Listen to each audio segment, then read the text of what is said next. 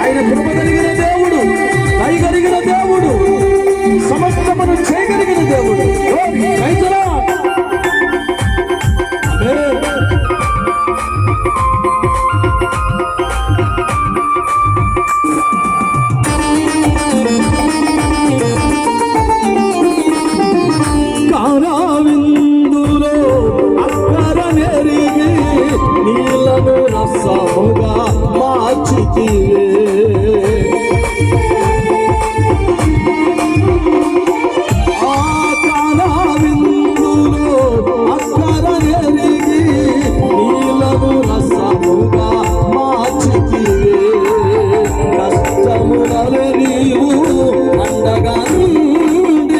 కష్టములలో నీవు అండగా నుండి కొలతలు తీర్చి